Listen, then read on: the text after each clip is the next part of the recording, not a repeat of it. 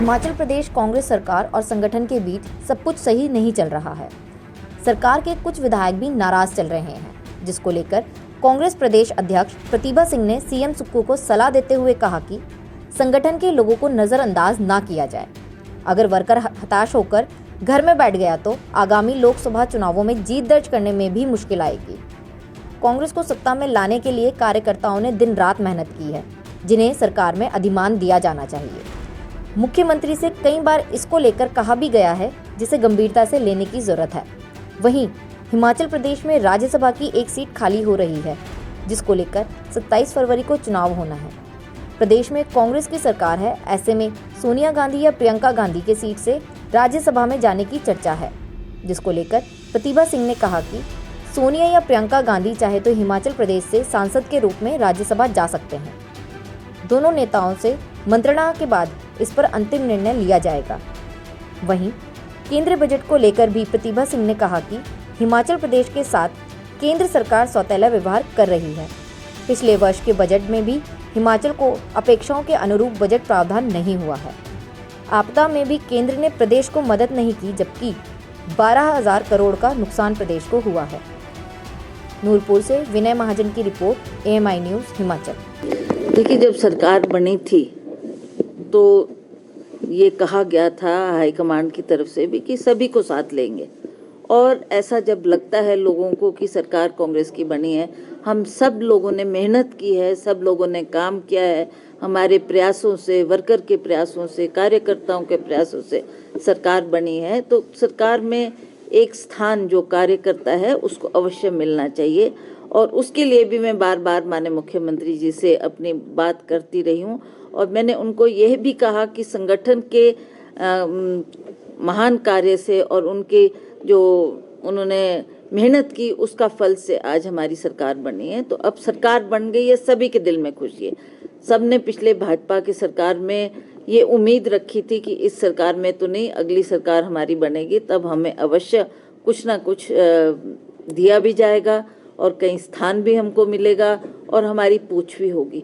जब वो ऐसा उनको लगता है कि कहीं पूछ नहीं हो रही, कहीं स्थान नहीं दिया गया, तो अवश्य उनके मन में भी रोष है, जो वो बार बार आके मुझे भी इस बात से आगाह करते हैं। तो मैंने भी इस बात को मुख्यमंत्री जी के सामने रखा था और कहा था कि संगठन को आप नज़रअंदाज ना करें।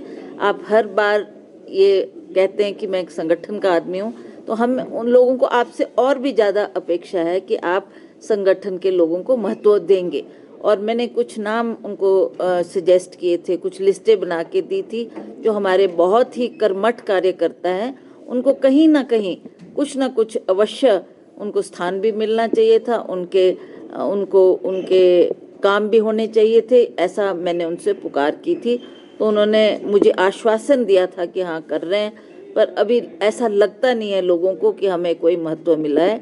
तो मैं दोबारा भी उनसे मिलकर ये बात अवश्य संगठन की रखूंगी, क्योंकि जो अगले हमारे लोकसभा के चुनाव आ रहे हैं उसमें भी बहुत बड़ा रोल हमारे वर्करों का होगा। अगर वर्कर ही घर में बैठ गया तो हमें इसमें विजय हासिल करने में बहुत कठिनाई हमारे सामने आ सकती है।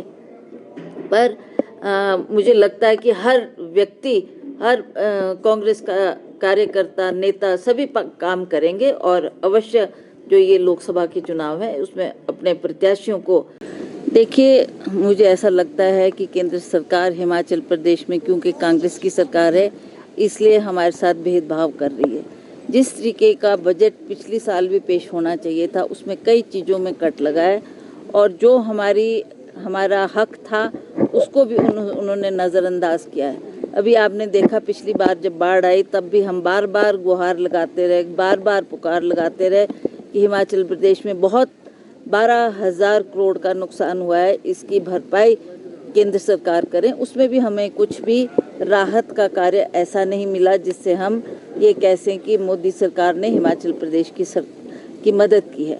अब ये बजट पेश होने जा रहा है केंद्र में, उसके लिए भी हमें अपेक्षा है कि केंद्र सरकार हमारे हिमाचल प्रदेश को नज़रअंदाज नहीं करेगी, और जिस तरीके से पिछली बार कई विभागों में और कई स्कीमों में हमें नज़रअंदाज किया गया, हमको वो पैसा नहीं दिया गया, हम अपेक्षा करते हैं कि इस बार बजट में वो ऐसी घोषणा करें जहाँ पर हर वर्ग को और हर डिपार्टमेंट को स्टडी कर और कहाँ कहाँ हमें बजट की आवश्यकता है उस बजट को प्रदान करने की कृपा करें।